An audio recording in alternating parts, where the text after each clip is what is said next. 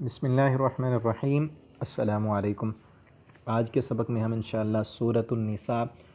آیت نمبر 82 سے پڑھیں گے۔ افلا یتدبرون القرآن، کیا پھر وہ نہیں تدبر کرتے قرآن پر، کہ یہ لوگ قرآن پر غور و فکر نہیں کرتے۔ ولو کان،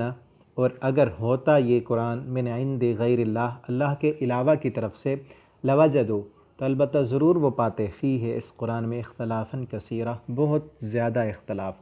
اور قرآن سے رہنمائی حاصل کرنے کے لیے جو ہے قرآن پر غور و فکر کرنا ضروری ہے۔ اسی لیے اللہ تعالیٰ نے کئی مرتبہ جو ہے قرآن کریم میں اس بات کا حکم دیا ہے کہ قرآن پر غور و فکر کریں۔ اور جگہ پر اللہ فرماتے ہیں کہ افلا یتدبرون القرآن ام علی قلوب اقفالها، یہ لوگ قرآن پر غور و فکر کیوں نہیں کرتے، کیا ان کے دلوں پہ تالے لگے ہوئے ہیں؟ کیونکہ قرآن صرف پڑھ لینا ثواب ضرور ملے گا، لیکن قرآن سے ہدایت تب ملے گی جب ہم قرآن کے معنی مفاہیم کو سمجھ کر اس پر غور و فکر کریں گے، تب ہمیں جنت کا راستہ ملے گا، تب ہماری زندگی میں سکون آئے گا، تب ہمیں اطمینان ملے گا، تب ہمیں آخرت کی فکر ہوگی، تب ہم دنیا کے ان مشاغل سے جن میں ہم الجھے ہوئے ہیں ان سے ہمیں نجات ملے گی، اور ہمیں پتہ چلے گا ہماری زندگی کا مقصد کیا ہے۔ اور ساتھ یہ کہا کہ اگر اتنی بڑی کتاب اگر انسان کی لکھی ہوئی ہوتی نا تو اس میں ضرور اختلاف ہوتا، اس میں واقعات جو ہے اتنے قوموں کے، سابقہ قوموں کے، ایک انسان کو تو پتہ ہی نہیں، اگر انسان نے بیان کیے ہوتے تو ان میں بہت بڑا تعارض ہوتا۔ اور پھر اتنی بڑی کتاب، اور اس میں پھر فصاحت و بلاغت جو ہے، اور بلاغت کا ہر اعجازی پہلو وہ جو ہے اس میں نمایاں ہے، اور پچھلی قوموں کے واقعات بھی ہیں اس میں، جو ایک انسان کی بس کی بات نہیں ہے کہ اتنی بڑی کتاب کو اتنی فصاحت اور بلاغت کے ساتھ اور معنی اور مفاہیم کے جو ہے گہرائی کے ساتھ بیان کرنا انسان کے بس کی بات نہیں ہے۔ اگر آپ غور و فکر کریں گے نا اس قرآن میں تو آپ کو پتہ چلے گا کہ یہ قرآن انسان کی لکھی ہوئی کتاب نہیں ہے، بلکہ انسانوں کے خالق رب رحمان کی ہے، جو سچی کتاب ہے۔ یہی کتاب ہی راہ ہدایت ہے۔ اور ہم سب، میرے جتنے بھی سننے والے ہیں، یہ دعا کریں کہ اللہ رب العالمین ہمیں قرآن پر غور و فکر کرنے والا بنا دیں، اور اس قرآن کے ذریعے سے اللہ رب العالمین ہمیں دنیا و آخرت کی کامیابیاں عطا فرما دیں۔ اور آگے دیکھیں، وَإِذَا جَاءَهُمْ، اور جب آتا ہے ان کے پاس، امر، کوئی معاملہ، من الامن، امن کا، معاملے سے مراد کوئی بھی خبر آتی ہے امن کی، یا اس سے مراد فتح کی خبر آتی ہے کہ میدان جہاد میں، پچھلے سبق میں ہم پڑھ چکے ہیں کہ جہاد کی باتیں ہو رہی تھیں، تو جب مسلمان جیت جاتے ہیں اور جیت کی خبر آتی ہے، اول خوف، یا خوف کی خبر آتی ہے، مسلمانوں کے ہار جانے کی، شکست کھا جانے کی، یا کسی خطرے کی کہ مسلمانوں پر حملہ کرنے والے ہیں کافر، کوئی بھی خبر آتی ہے تو اذاعوا بھی، وہ پھیلا دیتے ہیں اس کو، کہ وہ اس خبر کو مشہور کر دیتے ہیں۔ منافقین جو تھے ان کے پاس جب کوئی خبر پہنچتی ہے تو فوراً وہ جو ہے اس کو پھیلا دیتے۔ اب جو ہے جو خبر ہے خوشی کی، اس کو پھیلانا، اس کا نقصان کیا ہوتا کہ بعض دفعہ جو ہے وہ زیادہ خود اعتمادی آ جاتی اور اپنے آپ کو زیادہ مطمئن سمجھنے لگتے مسلمان، تو وہ بھی نقصان ہے۔ اور اگر خوف کی خبر کو پھیلایا جائے، مسلمان جو ہے ان کے دلوں میں کم ہمتی آ جائے اور ڈرنے لگ جائیں، تو یہ بھی نقصان ہے۔ اور خصوصاً میدان جنگ میں، جنگ کے حالات میں تو ایسا کرنا بہت زیادہ نقصان دہ ہے۔ ولو، اور اگر ردو، وہ رد کرتے اس کو، الی الرسول، رسول کی طرف، وَإِلَىٰ أُولِي الْأَمْرِ مِنْهُمْ، یا ان کی طرف جن کے ہاتھ میں معاملہ ہے، جو امیر ہیں، جو بڑے ہیں، نبی کریم صلی اللہ علیہ وسلم جب موجود ہیں تو انہی کے پاس پیش کیا جائے، اور بعد میں جو ہے نا جب بھی ایسا کوئی معاملہ ہو جنگی میدان میں، خوشی کی خبر، فتح کی خبر یا شکست کی، نقصان کی، تو وہ پھیلانی نہیں چاہیے، کیونکہ حکمت کے تحت جو ہے عوام پر اس کا اثر ہوتا ہے۔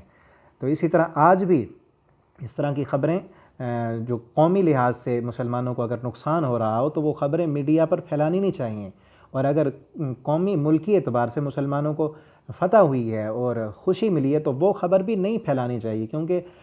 حکمت کے تحت جو امیر ہے، جو بڑا ہے، فوج کا جو لیڈر ہے، وہ جس طرح چاہے گا وہ اس کا فیصلہ کرے گا۔ منہم، ان میں سے جو بڑے ہیں، لیڈر ہیں، ان کی طرف جو ہے وہ بات پہنچائی جائے، لعلمہ الذین، تاکہ جان لیں اس خبر کو، یستنبطونہ منہ، جو اس سے استنباط کرنے والے ہیں، اس خبر کی تہ تک جانے والے۔ اور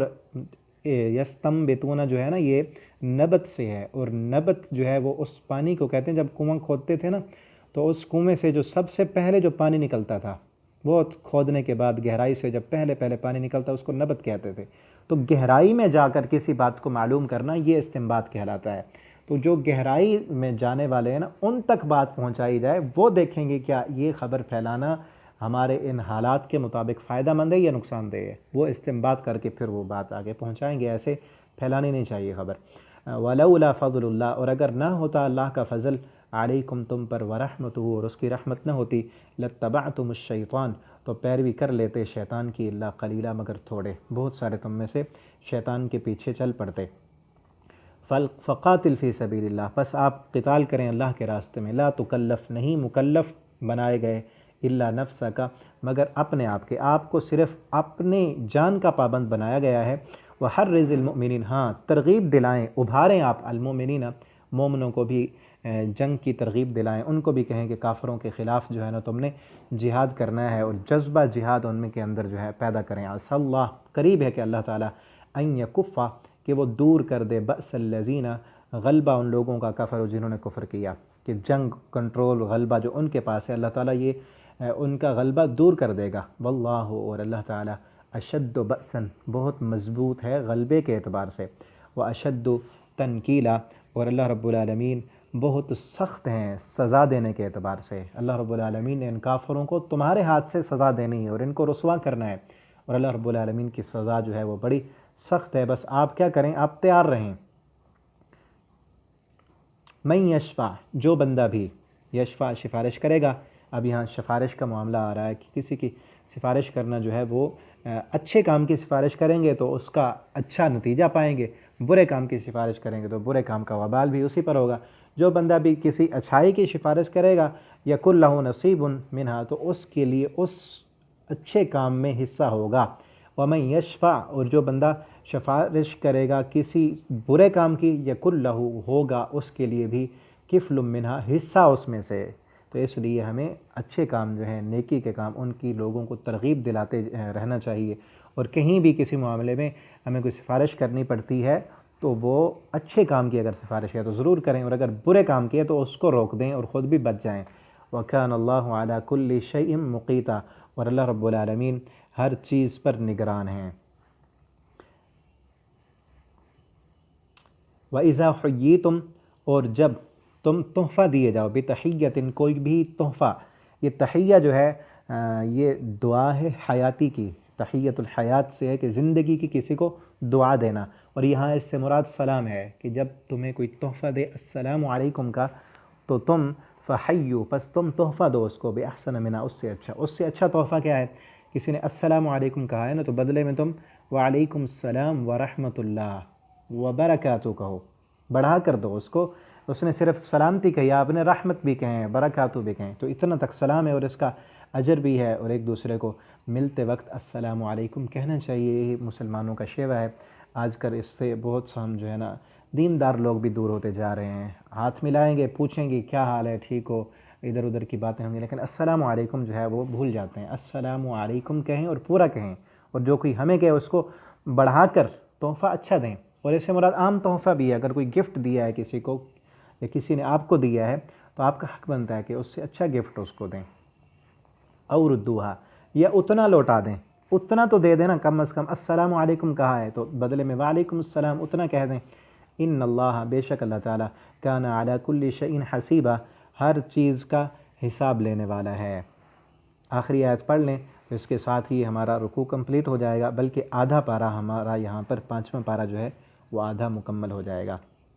اللہ لا الہ، اللہ نہیں ہے کوئی معبود مگر وہی، لیجمعنکم، وہ ضرور جمع کرے گا تم کو، الی یوم القیامہ، قیامت کے دن، لا ریب فیہ، کہ جس دن کے آنے میں کوئی شک نہیں ہے، ومن اصدق، اور کون زیادہ سچا ہو سکتا ہے، من اللہ، اللہ تعالیٰ سے، حدیثہ، بات کے اعتبار سے، اللہ کی بات سے بھی زیادہ سچی کسی اور کی بات ہے؟ تو یقینی بات ہے، ہمارا ایمان ہے کہ اللہ رب العالمین سے زیادہ سچی بات کرنے والا کوئی نہیں ہے۔ سب سے سچی بات، سب سے برکت والی بات، سب سے فائدہ مند بات وہ اللہ کی بات ہے، اور اللہ کی باتیں یہی ہیں جو ہم پڑھ رہے ہیں قرآن میں۔ اللہ رب العالمین ہمیں ان باتوں کو سمجھنے، ان پر عمل کرنے، ان پر ایمان لانے اور ان کے مطابق زندگی بسر کرنے کی توفیق عطا فرمائیں۔ والسلام علیکم ورحمۃ اللہ وبرکاتہ۔